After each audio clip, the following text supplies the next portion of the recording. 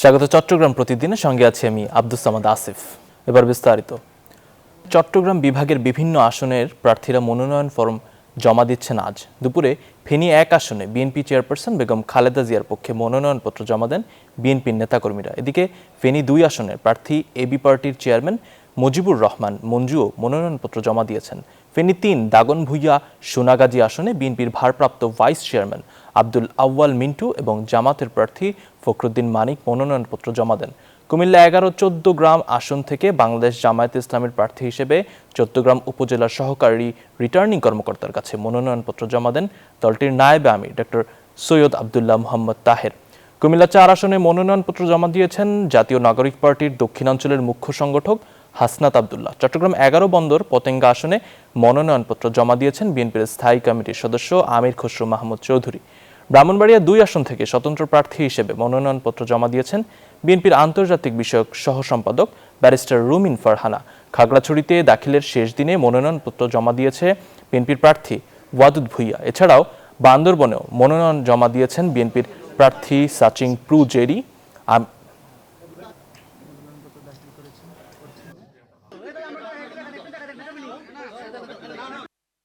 বাংলাদেশের মানুষ তার মালিকানা ফিরে পেয়েছে, এটা আজকে আনন্দের দিন।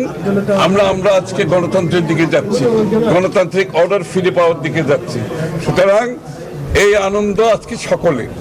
ইনশাআল্লাহ আমি মনে করি যে একটি ব্যতিক্রম ধর্মী নির্বাচনী পোলারাইজেশন যেটা হয়েছে, এখানে জনগণের একটা ব্যাপক উত্তাল তৈরির মাধ্যমে এবার এই জোটকে মানুষ বিপুল ভোটে নির্বাচিত করে সরকার গঠনের সেই সুযোগ করে দেবে। জনগণের কাছে আমাদের অঙ্গীকার হলো আমরা যাতে আমাদের এই অভিপ্রায় এবং অঙ্গীকারে ঐক্যবদ্ধ থাকতে পারি এবং জনগণের রায় যাতে আমাদের পক্ষে আসে।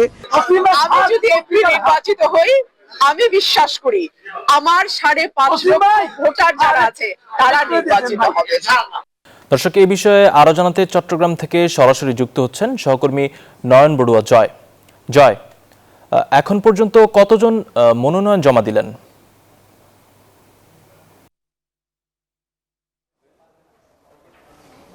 ধন্যবাদ আপনাকে।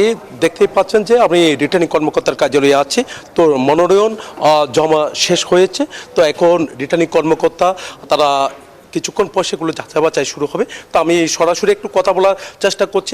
পাশে আছেন রিটার্নিং কর্মকর্তা জেলা প্রশাসক জাহিদুল ইসলাম মিয়া। একটু জানতে চাচ্ছি যে যেহেতু আজকে তো মনোনয়ন জমা দেওয়ার শেষ দিন ছিল, কেমন জমা পড়েছে আর পরবর্তী ধাপটা কি হবে একটু যদি। ধন্যবাদ। আসলে আজকে নির্বাচন যেটি 2026 সালের 12 ফেব্রুয়ারি অনুষ্ঠিত হবে, সেই নির্বাচনের একটি গুরুত্বপূর্ণ অংশ আজকে আমাদের অতিবাহিত হলো। আমরা দেখছি উৎসবমুখর পরিবেশে আমাদের সারা জেলা থেকে যারা প্রার্থী ছিল তারা এসেছে এবং তারা সহকারী রিটার্নিং অফিসারের কার্যালয়ে জমা দিয়েছে। আমরা 9টা থেকে বেলা 5টা পর্যন্ত আমাদের কাছে যারা এসেছে তাদের সকলের ফর্মগুলো আমরা জমা নিয়েছি এবং তাদেরকে আমরা যখন এসেছে জিজ্ঞেস করেছি আপনাদের প্রত্যাশা কি এবং কেমন ভোটারের উপস্থিতি হতে পারে। তো সবাই যেভাবে বলেছে আমিও একটু আশ্বস্ত হয়েছি। তারা বলেছে যে আমরা আশা করি যে 70% থেকে 80% ভোটার উপস্থিতি হবে। তো আমরা সেই প্রত্যাশায় রয়েছি। আমরা মনে করি যে এবারে নির্বাচন একটি ব্যতিক্রমধর্মী নির্বাচন হবে এবং এটি উৎসবমুখর পরিবেশে একটি নির্বাচন অনুষ্ঠিত হবে। আমরা আগামী 2 থেকে 4 তারিখ আমাদের যাচাই বাছাই কার্যক্রম চলবে। আমরা সেই বিষয়ে আমরা প্রিপারেশন নিচ্ছি। অনেক ধন্যবাদ। আমরা রিটার্নিং কর্মকর্তার সাথে কথা বলেছি, তিনি যেমনটা জানিয়েছেন যে যাচাই বাছাই শেষে কিন্তু পরবর্তী কার্যক্রম তারা শুরু করবে, এমনকি নির্বাচনটা যেন সুষ্ঠুভাবে করা যায়, সুন্দরভাবে করা যায়, সবাই যেন ভোট যেন দিতে পারে সেদিকে কিন্তু নজর থাকবে বলে তিনি আমাদেরকে জানিয়েছেন। এই ছিল আমার এখানকার সর্বশেষ। পরবর্তী তথ্য থাকলে আমরা জানানোর চেষ্টা করব। ফিরে যাচ্ছি স্টুডিওতে। ফুলকপি ও বাঁধাকপি চাষে ব্যস্ত সময় পার করছেন খাগড়াছড়ির কৃষক। খাগড়াছড়ি থেকে বিস্তারিত জানাচ্ছেন সহকর্মী মোহাম্মদ জহুরুল আলম। সদরের গোলাবাড়ি ইউনিয়নের গঞ্জপাড়া এলাকায় কৃষক জাফর আলম ফুলকপি এবং বাঁধাকপি চাষ করেছেন। এখানে কৃষক যিনি আছেন এই জাফর আলম, আমি যদি একটু তার সাথে একটু কথা বলতে চাই, একটু তার সাথে কথা বলছি। আপনি এখানে কত একর ভূমিতে আপনার এই যে ফুলকপি বাঁধাকপি চাষ করেছেন? প্রায় 2.5 একর জমিতে ফুলকপি বাঁধাকপি চাষ করেছি। কত টাকা খরচ হয়েছে আপনার? প্রায় আমার 2 লক্ষ টাকা মতো খরচ হয়েছে। কৃষি বিভাগ কি আপনাকে কোনো সহায়তা দিয়েছে?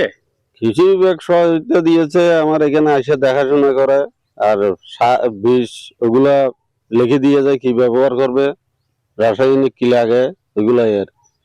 ধন্যবাদ কৃষক জাফর আলমকে। তিনি আমাদেরকে এও জানিয়েছে যে বিগত বন্যায় তার ব্যাপক ক্ষতি হয়েছে, সেটা পুষিয়ে নেওয়ার জন্য উনি ফুলকপি বাঁধাকপি এই চাষ করেছেন এবং সেটা যদি ভালোভাবে বিক্রি করতে পারেন, যদি দাম পায়, তাহলে সে হয়তো তার যে ক্ষতিটা হয়েছে সেটা পুষিয়ে নিতে পারবে বলে আমাদেরকে জানিয়েছেন। খাগড়াছড়ির গোলাবাড়ির গঞ্জপাড়া এলাকা থেকে ফুলকপি এবং বাঁধাকপির চাষ নিয়েছিল সর্বশেষ আমার এই তথ্য। দর্শক, এই ছিল নিউজ 24 চট্টগ্রাম প্রতিদিনের সংবাদ। ধন্যবাদ।